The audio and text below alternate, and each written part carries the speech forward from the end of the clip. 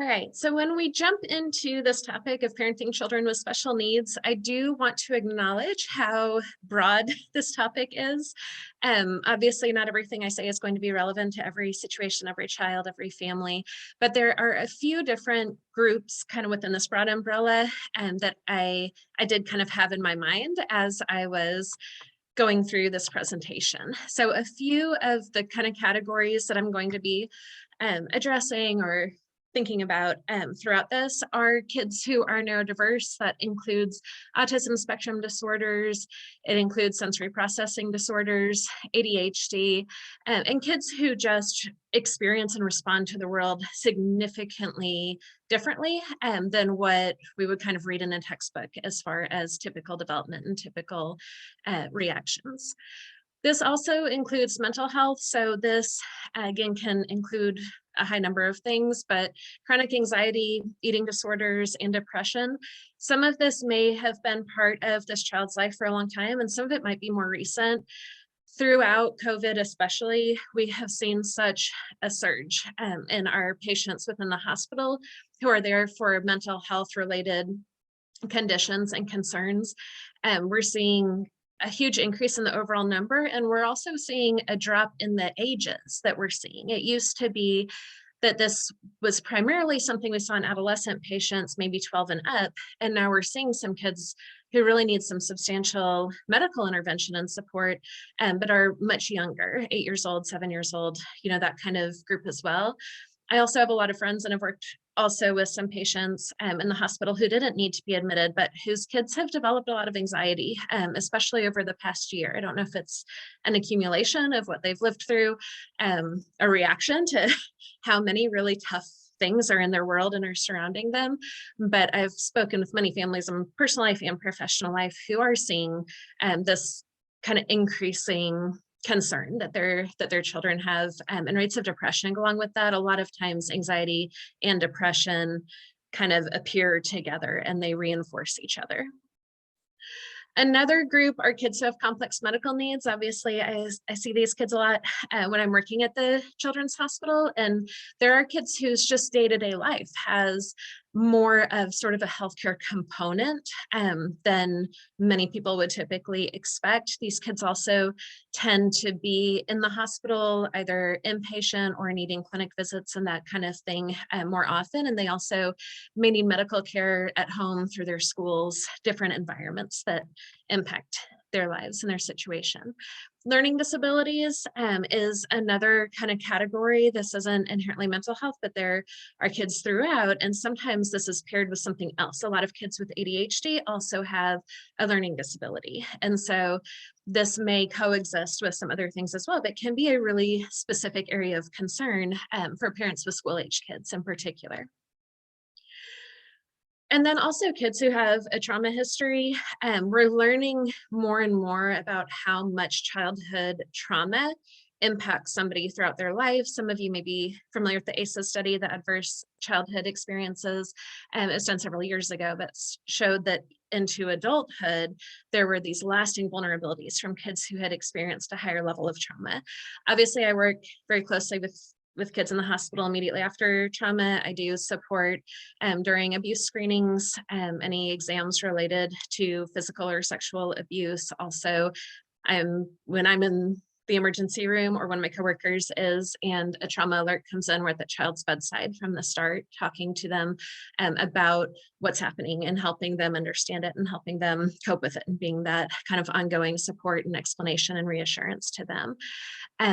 But when a child does have a substantial trauma history, that really impacts almost every area of their life. Their experience of the world is notably different than we would have wished for it to be, regardless of the type of trauma. And that can cause them to react in ways that are harder for us to predict. Healthcare obviously is a big one that can be very traumatizing for a child. It can be re-traumatizing when they've already experienced that. But also things that, in our minds are fun or easy. We're gonna, go out to eat at this restaurant. Well, that restaurant could be closely connected to a triggering or an activating memory for them. I know a family who had children join their family through foster care initially, and one of their kids would just become devastated when it rained because prior to this placement, if it rained, then like holidays got canceled, like Santa didn't come because it rained one year when the child had been, really hoping that this was going to be the year, that Santa came.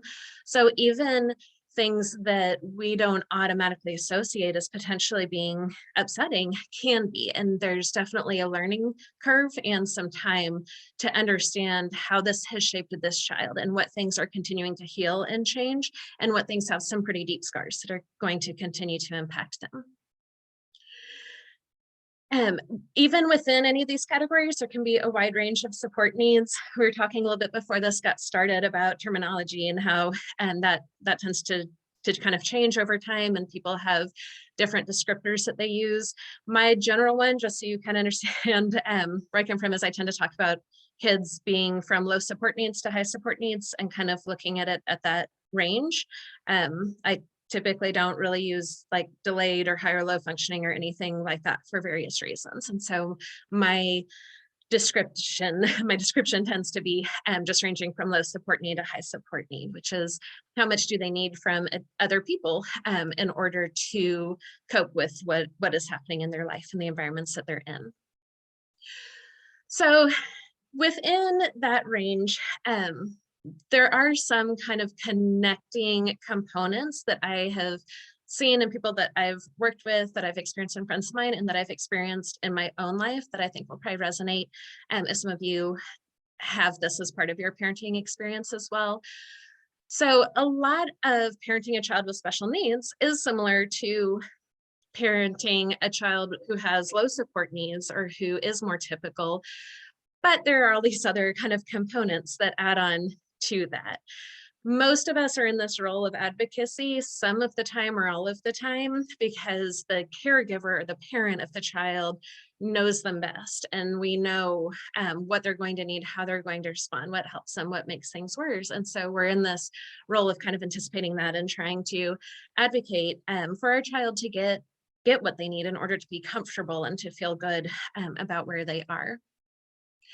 We're also constantly learning about our child. They continue to grow and change, and not always at the kind of predicted rate or arc that we thought of when we were first becoming parents and reading all of the books. And then along with that, we're also teaching other people about our child and trying to help others understand while also teaching our child. And so we have this really split role as far as information that we're getting and understanding, and then also very quickly trying to transmit that information. Along with that, we seem to have kind of an endless source of information as well as opinions. Some of those we might be seeking out. We might read an interesting article, or a physician or a therapist working with our child might mention a new treatment that they're trying, and we're trying to learn all of those things. And we also get a lot of unsolicited information and opinions, some of that information is accurate, some of it is inaccurate. Some of the opinions might be helpful, a lot of them aren't, but trying to figure out, kind of how much time and emotional energy do I dedicate to sorting through all of these and figuring out, what's going to be helpful or not, and manage it, is a much larger role when you're parenting a child who does have more unique needs. Managing our own relationships and those of our child, as well as activities, and kind of trying to figure out what's going to work for them, what's just going to be too much, what's fulfilling, for our family. Most parents who have a child that does have substantial support needs aren't going to really have the option to like drop them off at a birthday party, when a kid is turning 5 and say, okay, I'll be back in a few hours. That just isn't feasible in our lives and in our families and for our kid. But then you're trying to figure out, what should I do? And am I interfering with their social relationships by being that, lingering parent? And, what does this need to look like for all of us? The constant wondering and worrying, I think, is really hard to explain to people that haven't had this as part of their parenting experience. I remember talking to some wonderful, wonderful teachers and school staff for my son at one point and saying, it's constantly in my mind, like, is he getting what he needs? And how do I give him what he needs? And what does he need from me in order to be okay? And one of them said, really trying to relate, but said, "Oh, that's just parenting." And my initial thought was like, "Oh, it's not. You don't understand," because I'm also the parent of a neurotypical kid who I absolutely adore the way that I, adore my 9-year-old. But the parenting experience is very different despite them, being siblings in the same house. And my husband and I are married and have been married throughout, and they go to the same school. All of those things are identical. The experience is fundamentally different. And I remember telling my mom at one point when my son was about 6, and I was kind of getting teary, and I said, there hasn't been a single day in his life that I was certain that he had what he needed and that I was doing enough for him. For 6 years to really not have a day that I was confident of that is intense and it's draining. And as I've talked to other families, who kind of have a similar experience, it's not unusual for parents and caregivers to have had kind of that type of reaction. And navigating potential supports also can be time consuming, figuring out, what will benefit my child, what could be problematic for our child, and if it would be beneficial, how do I get it? There's a lot of logistics as far as how much does it cost? Does insurance cover it? What times are available? Where would they physically need to get to? If you're both working parents or a single parent household, how does that, work with the other schedules? So not only identifying what is worth the investment from us, but how can we kind of make this work within the rest of our family? It can be really isolating to parent a child who does have more unique needs, and trying to find community that feels supportive and authentic and that is worth the energy that it takes to build and maintain relationships is something that I see a lot of parents with a child who has special needs struggling with more so than parents of lower need kids or more typical kids. And then also having the energy for other aspects of your life. Just because you're a parent to this specific child, unfortunately, doesn't mean that the other roles in your life that cause demands kind of back up or give you space. You're still potentially a parent to other kids. You're still an employee. You're still potentially a spouse or a partner, and have parents that are most likely aging, and friendships and neighbors and school communities. All of these other things kind of continue, and so trying to save enough of yourself to be able to have kind of an active part in those communities and have those roles can feel really depleting, and it can feel like I'm just kind of failing throughout because I only have so much energy. And this child, or these children, many families have more than one child that have higher support needs, are just are taking everything that I have, and they need everything that I have. And so where does that leave me for the rest of it? All of those have sounded, somewhat challenging, not inherently negative, but hard. But I also want to put in just delighting in your child. I don't know anyone who, wishes they didn't have this child or wishes that they were completely different from who they are. And there are things that are just purely fun and joyful, and you are so connected to them because you've needed to be. That I think that also allows parents to have this like really intense, joy and pride and just kind of delight. And their children enjoying things and doing well and progressing, or just feeling so connected to them. So I thought a lot of different ways about kind of how to structure this, and what I landed on was talking about a few different environments that I think as parents we're often needing to navigate that might present some unique challenges. So I'm going to try to describe those a little bit, and then also mention a few strategies that may be helpful for families to consider. So school is a big one, an ongoing one. Our kids spend more of their waking hours at school than they do with us once they start kindergarten, or sometimes sooner if they're, in a full-time preschool setting. That carries a lot of responsibility because of the influence that it has. There are a lot of people involved in a school. So your child, has their teacher or their teachers, but there also can be substitutes depending on the school. They may, move classes at my kids' school, they call them specials, but, science, art, PE, music, Spanish. There also are additional, school staff, there are administrators. So it's a lot of different people involved in your child's life. And if you think about that piece of wanting people to know your child and understand your child and feeling pressure to educate people on behalf of your child, it's a lot of people to get through.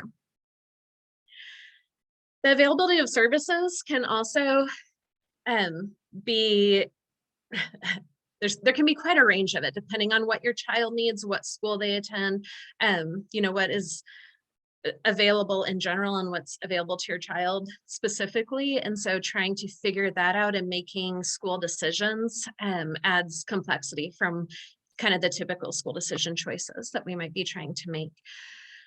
There also can be these overlapping areas where you might be worried about, how's my child feeling at school? Do they feel confident? Do they feel cared about? Do they feel happy and content? Or are they anxious? Are they resisting school? Are they miserable when I pick them up? But then also, are they learning what I want them to, or what they're expected to? And if so, okay, what's helping them do that? And if not, what might I need to be changing because of it? And then you're also trying to have these relationships throughout the school and think about their friends. And people who have parented through COVID have had these really unique challenges. I don't know anyone that this has been easy for, but a lot of kids who do have higher support needs really relied on the school to help meet some of those. And so for those kids to have been home full-time for quite a while essentially all parents were expected to continue working in some capacity gets very tricky. Also, kids learning through Zoom and through screens doesn't work very well for a lot of kids, but for kids who have more unique needs in particular, that change in learning formats was incredibly stressful and hasn't, totally been resolved. So some strategies that I'm familiar with or that my family has used and found helpful: asking directly to a school or a school district what's available and how long it takes to have in place, so that you kind of have that timeline in your mind. When my son was finishing preschool and we were considering public school, we were considering private school, we were looking at public magnets, all this kind of stuff, I knew that if he were in a public school or magnet school, then he would likely benefit from having an IEP, an individualized education plan in place. And so when he was in preschool, I started asking about that. My background is child development. This is stuff that I know. I know what to ask for. I know, questions that need to come up and who to direct them to. A lot of families don't know that far in advance, or they learn that kind of once they get there. So for an IEP specifically, in many school districts, the process itself takes between 4 to 6 months to complete an evaluation. And then once a child has an IEP that's written out and in place, the school doesn't actually have to follow it for another 6 months. And so in order for a child starting kindergarten to have the supports that they were determined to be eligible for through the IEP process, for those to be in place in August, that means the child's IEP needs to have been completely written and filed by February, which means it needs to have started in probably September or October. A lot of parents aren't thinking that far ahead when their child is in preschool, even knowing that kindergarten is coming up and even knowing that my child might need some accommodations, so those might be supportive. They often don't realize that they need to have started that process almost a full year in advance. And so kind of asking those things early and trying to figure out the information that you need and who you're going to need to talk to can be really helpful, so that once your child hits each stage, then resources available have had time to be set up for them. Being really clear about your child's needs and then asking how the school could support or address that. And so instead of the general, well, what do you have for a child with anxiety? If you can pinpoint, starting the school day is very stressful for my child, and here's what that looks like for them, what could be done to support it, oftentimes leads to some kind of action steps a little bit more quickly and efficiently. Building relationships with key people. This is hard because it takes extra energy, which I've already talked about, how finite of a resource that can feel like you have. But if you can identify a couple people that hopefully would follow your child throughout. So if there's, a principal or a vice principal, a special ed teacher that follows multiple kids, a counselor, a few people that are likely to be part of your child's life kind of throughout the time that they're at that school, and then really invest in them and build that relationship, then that's a really powerful way to have people who you trust and who know your child and care about your child and are in communication with you, to help them not just in that first year that they start the school, but hopefully throughout the time that they're there. Having updated information that you can share easily. So I have just like a Word document on my computer that I go through and update at least twice a year about my son. That's just kind of an overview. Here are things that can be challenging for him, and here are supports that tend to be really effective. Here are things that he loves and conversations that if you start on these topics, like he's gonna be your buddy, you know, really quickly. And having close adult relationships is a really great kind of anchor for him while navigating some tougher aspects of school and social situations and those types of things. And that also has my contact, you know, information and an invitation and a request to reach out to me, and, you know, not just with concerns, but also if something really great or positive happens, or you just have kind of a funny story that, you know, you want to share. I would love to hear that. And it's really important to me that you're in my child's life, and that you know, you and I are continuing to communicate. So by having that just kind of ready to go on file, if a new teacher starts at school, if there's going to be a substitute in his class for a week or more, if especially those specialist classes I had mentioned, if some of those teachers, you know, change, I can very quickly just send an email that's like, hey, I'm Henry's mom. You know, nice to meet you. I've attached some information about him. So I try to keep it to about one page to make it manageable to read. But I've had a lot of, especially newer teachers in his school, then, you know, reach out and just say, thank you, this was so helpful. It, you know, gave me a head start to connecting with him, and he's such a great kid. Or it was so nice that you were inviting my feedback and that we had that partnership before I had even met your child, because I send it to all of his teachers at the beginning of the year. So it's kind of a quick way to be able to send important things that isn't super time consuming for me. Trying to set up, you know, individual appointments with every adult that might possibly interact, you know, with my child would be tough, and it would be draining. But when I have just kind of this document that's ready to go, that can make communicating that information much quicker and easier for all of us. So another environment is healthcare. Obviously, this is what I probably know the most about from a professional side. So some of the challenges are just that the environment itself is unfamiliar. There are a lot of strangers around. It can be sensory overload, whether sensory input is something that is uniquely stressful for your child or not. It's just a lot. I don't know anybody who's like excited to come spend time in a hospital. Even those of us who work there and love our jobs don't want to be patients there. We don't want our kids to be hospitalized. And so it kind of from the start is just this environment that most people don't love. You know, there's the like creepy shininess and the super strong cleaning smell, and the lighting is weird, and, you know, sounds all kind of echo, and it just induces a lot of stress. There can be really long wait times, and with a child who has higher support needs, that's a longer period of time that you're trying to support them while kind of waiting for your appointment or waiting for treatment to begin, and that's really stressful. There's also some physical discomfort that is included in a lot of healthcare visits, not always. It might just be a quick physical that your child is fine with. It might just be, you know, talking and going through some questions. But a lot of times there's going to be one or more things that are somewhere from uncomfortable to being painful, depending on the care that they need to receive. It also can activate a lot of these anxiety reactions, traumatic memories. One of the things I'm very cognizant of when I'm working with kids for an abuse exam is the kids who are coming in for that reason, it's because there are allegations that they were physically or sexually abused very recently, or, you know, it's handled separately. And then they're coming into our hospital where a stranger who's in a position of authority is going to touch their body in uncomfortable ways. That is a very vulnerable position to be in. And if you add to it that this child may have recently been intentionally harmed by an adult doing some somewhat similar things, it's terrifying, and it's really vulnerable for the kids. And so being aware of that and trying to change that as much as we can to still get medical care, but doing it in a way that is respectful and that gives power and control to the child, and that gives explanations sometimes for break, and, you know, all of those pieces to it does help to kind of manage what the impact of that is going to be for that child. A lot of times these kids rely most heavily on their parent or their caregiver to make sense of the world ahead of them, to then, explain it to them in ways that are supportive and to try to modify the world to, better catch our child as they're kind of shuttling through it. But healthcare is pretty unfamiliar for a lot of parents. And sometimes we don't know what's wrong or we don't know what the treatment is going to be. And so we can't tell our child about it the way that we do kind of in day-to-day life because we ourselves don't yet know.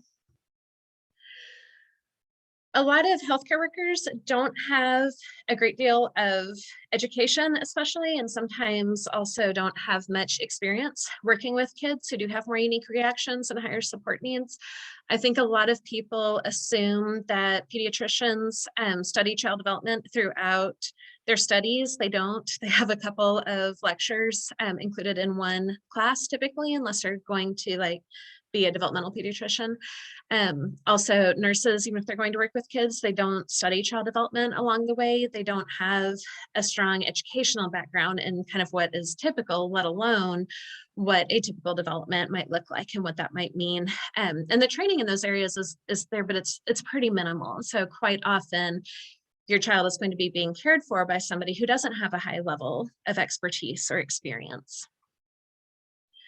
So some strategies that can be utilized through healthcare, giving advice on your child and their coping, remembering that you know them better than anybody in this building ever will, and using that. So saying, here's something that's hard for them, and here's something that really helped that in the past. Or saying, I don't want you to use, this certain type of tape for some kids who have like tactile sensory, then the plastic tape is incredibly irritating to them, but paper tape goes better, or putting gauze can. And so even if you don't know exactly what is available, if there's something that this is going to be upsetting for my child, is there a way to avoid that? Then that lets the medical staff kind of get a jump start on figuring out a better option prior to having unnecessarily upset your child and kind of increased the anxiety of everyone in the room. If there's a staff member caring for your child who just isn't a good fit for them for any reason, you can request somebody else and are empowered to do that. You can cancel an appointment if you need to and come a different day. You can ask for a different nurse. If you're at a big hospital practice, you can ask if there's another physician available, to care for your child. If you can tell that this just isn't going to be a good fit, it is within your rights as a patient and as a caregiver to request a change. Bringing familiar items from home if you know that you're headed into a healthcare experience. Obviously, a lot of my professional life here at KCH has been in the emergency room, where kind of by definition, people weren't planning to come that day and didn't know that they were coming. But when you do know, grab the favorite stuffed animals, the games, if there's a tablet that has, your kids' preferred kind of entertainment options on that, comfortable clothes, their favorite pajamas, all of those types of things that are familiar and that are comforting can really help give a sense of normalcy to an unusual day or experience. Advocating for the care plan to be modified. So this kind of connects to knowing things that might trigger your child and saying that isn't going to be helpful. But also even simple things like, they really do better if they sit in my lap instead of being on the exam table. Is it okay if we do it that way? A lot of times those types of modifications are completely fine, but healthcare workers might not immediately think to offer it or might not realize that this is something that could help and support your child. And so asking about some of those options. If they need to have an IV or lab work and there's some time in advance, they might be able to use numbing agents. We have numbing creams, we have cold spray, depending on the child, some of those are more or less helpful, but just asking what the options are or asking that they be used. And if it is scheduled in advance and is something that you're unfamiliar with, you can call and ask, so what will this look like? What will the steps be, to give you some answers for your own kind of peace of mind, but also so that you are better able to tell your child what is expected to happen. Additionally, if your child were to need medical care through Kentucky Children's Hospital, you can request in advance that a child life specialist talk with your child. depending on which unit they're coming into, sometimes one of us can call a caregiver in advance and find out what might be supportive to this child and already get that in motion before the child even comes to our hospital. So other hospitals and clinics and stuff aren't going to have a child life specialist on staff, but Kentucky Children's Hospital has 14 of us currently. So a lot of times if you are getting care here, then that is another resource that can be available. So home life is the next category that I'm going to touch on. So one of the challenges is that all of us are doing multiple roles from within home, and then COVID has intensified that because many of us are working from home more than we used to as well. I'm home today. Both my kids are at school, so that makes it a little bit easier, but trying to kind of juggle all of those is one difficult aspect of home life. A lot of times the child who does have higher support needs kind of dominates the environment, not necessarily intentionally, but the family just almost without realizing we're doing it can kind of shift to where we plan the meals that we know that this child is going to eat. We, schedule a vacation somewhere that we're going to best be able to meet the needs of the child who has a higher, more unique support needs. The kind of schedule of our family's day will be heavily determined by them. And some of it is that, if they're okay, we're all okay. But with time, and especially if you have other kids involved, then that starts to get tricky of why is so much determined, by this one person. And is everybody else okay with that? Or is that causing some tension that we might need to look at? Sibling relationships oftentimes have some really unique components. Part of it is the typical sibling, they're each other's best friend and the person that they love to argue with the most. They know how to push each other's buttons, but they also have this shared history and are really close. But if there's a big difference between the support needs of the two kids, that also can kind of change the trajectory and the norm. A younger sibling might be more capable of some things than their older sibling. And as they age a little bit and realize that, oh, that's not, how it is with a lot of siblings and a lot of families. And that can make it a little bit uncomfortable. Also knowing what is a fair expectation between two kids who have very different needs and have very different, approaches and what they respond to gets complicated to answer. Treating them exactly the same isn't really equitable. Giving, one child a pass and another one doesn't get that same, flexibility or leniency also can be problematic within the home. And so trying to figure out what makes sense for all of us and how do I parent in a way that's equitable and consistent with very, very different kids that I am in charge of or that I am parenting. Parents can feel spread too thin and just like you just don't have the energy to tackle, everything. And that's a pretty common experience. Some strategies that can be helpful, setting aside specific time either each week or each month to focus on each person individually. My neurotypical child and I have a monthly, what we call just us morning. And so she gets to choose what we do. And for that morning, then it's whatever she wants. Typically, it means going through the Starbucks drive-through and getting hot chocolate or a croissant and then going to read books in a park somewhere if the weather's good. But she knows and she puts it on her calendar that we're going to have this just us time that is just us together, and she gets to decide, kind of what she wants to do. And I think that has helped a lot, just knowing that she can count on it and plan on it and that she doesn't have to accommodate anybody and that she gets me to herself.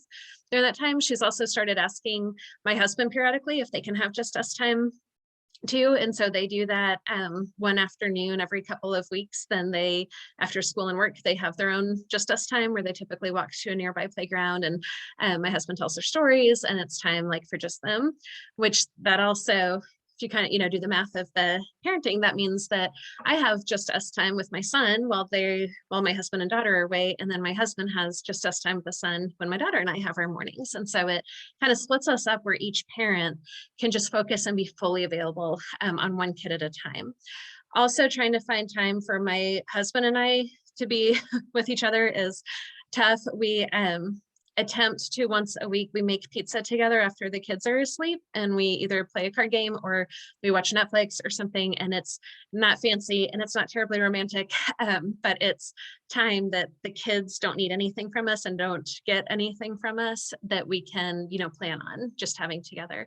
And the individual parent or caregiver should be factored into this also, and have time that is just what you want it to be and what feels good for you. That might mean taking a nap when the house is quiet. That might mean, going for a walk, whatever it is, but to intentionally kind of factor that in and recognize that as a member of the family, your needs matter too, and that should be given some time and support.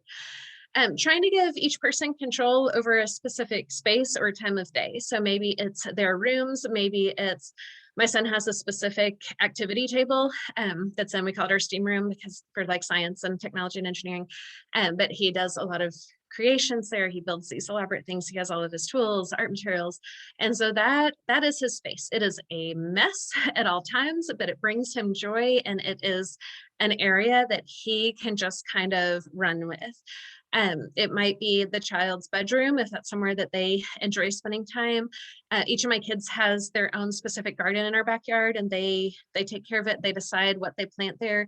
If it looks awful, we don't care. If it is, kind of spindly and everything, but they're proud of it, we're great. And so just giving everybody this space, but then also having protected space. My kids laugh. I have a chair in a corner, which sounds punitive, but it isn't. But it's funny now because they still call it Mama's new chair, which is what my son called it when we got it when he was a toddler. So it's now 8 years old. There's nothing new about it. But my kids won't even sit in it. They just know like that's Mama's chair, and it's by a window, and I planted lilacs outside of it when we moved into the house. And that is just my space that I go to read. I can respond to emails. I'll drink tea there. And it's just mine. It's comfortable. It's cozy. It's what I want it to be. And I have kind of protected that space as just being my own bubble. Supporting your children in pursuing their different interests and abilities. If they have totally opposite interests, okay, and just trying to, as much as your family's schedule and the logistics of that allow, let them pursue that, especially if there is going to be this huge gap between interest or ability or how much time it takes them to learn something. Pursuing really different interests can actually help a lot with that because there's less of a competitive or a comparison factor. If possible, and your family has the resources, delegating or hiring somebody to do the stuff that doesn't bring you joy can be great. A lot of parents I know who have higher support need kids hire people to clean their house, sometimes just once a month or every 2 weeks. And every single one of them was hesitant to start it because they felt silly, spending money on something that they could do themselves. And every single one of them has told me it's the best money they've ever spent because it's stuff that they didn't enjoy doing. And so paying for somebody else to take care of it, and then they just get to be home in a clean house and they don't feel pressure to be cleaning when they're there has been really helpful for the family. That also might mean having respite care, having a babysitter that you trust, somebody that can, take one of your kids. I know families who have hired people to come do meal prep for them so that cooking dinner in the evenings is just a much quicker and streamlined process because that was a point in the day that was stressful. So if within your family, there's a time of day that you notice, almost every day, like we just get tense at this point, or this is where it falls apart. If you can figure out, is there something about that you can change, that you can bring somebody else in to help with or to take some of the pressure off, can help smooth some of those times. And then also just normalizing within your family that it's healthy and appropriate and acceptable to take a break, whether that's physical, emotional, cognitive, but for yourself, for your kids, for your partner, for whoever, is part of your household, to be able to say, I can't do this right now. I need a few minutes. I need some space. I need to just go, be by myself, or I need to not think about that, but I'll come back to it in 10 minutes. Really gives permission to acknowledge our own needs, to express them, and for other people to respond to them and respect what we're needing. And that's a really healthy practice. Social situations are the next one. So it can be really hard to manage the situation itself, as well as your child's experience or reaction. A lot of times this is stuff that, should be fun. Going to a birthday party should be fun. Camping should be fun, whatever it is. And then depending on your child's needs, it might go very differently than how you had it worked out in your mind. a lot of times these social events or situations include a lot of people that all have their idea of what it's supposed to be. Extended family holidays are another one that can just be extraordinarily stressful, exhausting, and hard in typical families with low support need kids, and then even more so if you do have a more unique child that you're trying to include in this. The expectation of fun, what other people think is fun, but what we have in our mind of being fun might not be the reality. This isn't fun for your child. This isn't something that they enjoy. Some strategies that can help with a lot of this, trying to really think it through from the perspective of yourself and your child of, is this fun for us and for where we are right now? The answer might be yes, but the answer also might be no. And it might not be something that they want to do. One thing I really struggle with my child, my son hates the song, the happy birthday song. He has ever since he was a toddler. He used to just scream and cry. Now typically he'll just like cover his ears or take some space. And this fall, it was a huge breakthrough because at my daughter's birthday party, he said that he wanted to sing it and he actually wanted to lead everybody in singing it. And friends that we've had for a few years, I mean, like everyone's jaw just dropped because they're used to at birthday parties, he goes outside or he takes some space because it's overwhelming. But for him to be part of it was very new in our lives. But that made a lot of birthday parties hard, but then we also learned that he doesn't like having birthday parties. I love birthday parties. I love celebrating. My birthday is one of my favorite days of the year. So it was strange for me as a parent to accept that my child doesn't want to have a birthday party. But he doesn't. He doesn't like having people sing to him. He doesn't like having kind of that social expectation of like greeting people and thanking them for coming. It just isn't fun. So he told us he likes going to other people's birthdays because he usually gets a goodie bag and he gets to eat their cake and he gets to do, whatever the activity. And it's fine if he isn't there while they're singing, but he doesn't like having birthday parties for himself. So instead, for his birthday, he gets to choose a weekend trip for our family to do. So he usually chooses for us to like rent a cabin at Red River Gorge or something like that. And that's how we celebrate his birthday, is that our family just goes away for a weekend in a place that he's excited about and he gets to choose it. Trying to prepare your child for what is going to happen, what some options might be for parts of it that are hard. Also preparing yourself for, this might be a 30-minute thing instead of 2 hours. And also others, especially if it's people that you'll see frequently, like extended family, and just letting them know, here are some very predictable things that are tough for my kid. Meals might be really hard for a child who is sensitive to blood sugar, who has aversions to some stuff, or whose medical needs make it to where meals have to be specifically timed or they need treatment, prior or after, to help with that. And just setting it up that this is what my child needs if we're all going to be together and a meal is involved, or kind of whatever the trademarks of your family celebrations are. Along with that are sharing helpful tips with people. So also kind of similar to the sheet that I do for people at my son's school, people that are in your life throughout, letting them know if there's a way for my child to be outside part of the time, that's really helpful. If you can keep music turned down, that's really helpful. If there's a quiet place in your house that my child can have permission to go to, that's great. Here's a specific type of chip they really like. There's a family who's moved now, but who we were close with, who had a child who had some kind of moderate support needs and could get overwhelmed, but this child loved Cool Ranch Doritos. So if they were coming to our house, I always made sure that I had bought Cool Ranch Doritos because that was a safety thing. And the parents had let me know, this is something that just really helps my kid for whatever reason. And that was a really easy thing as a family friend for me to make sure that I had available. So anytime they came over, there was a bag of Cool Ranch Doritos that was waiting for their child. And it really did help with that transition. Editing the experience if necessary. So maybe if the beginning of an event is going to be hard, maybe you arrive late on purpose. If the meal, like I was talking about, is going to be tough for your family, maybe you and your family come early on and then you leave before the group meal starts. But just realizing it doesn't have to be an all or nothing. There may be parts of it that are more likely to be successful for your family that you can still engage in a meaningful way. And there may be parts that you can edit a little bit or remove from your family's experience. And if it just isn't working, just being willing to kind of call it and walk out. It's so hard when you are excited about something or, kind of have built it up. But a lot of times the writing's on the wall pretty early. Your child, your family. And if it just isn't going to be successful, it's fine to walk away. So the final thing I'm going to talk about, I talked about some specific support strategies, so I just kind of want to get an overview, some ideas. So the first is having time or space in your life that's just what you want it to be. So I told you about my chair in the corner. That's kind of one example. It can also be that for an hour, one day a week, you get to drink your coffee in peace, or, whatever feels good to you. Having intentional time that you are there just to enjoy your child, and you really try to shut off your brain about, are they on track for what I want them to be? How are they doing at school? What else do they need from me? Should I be trying this new therapy? Should we switch medication?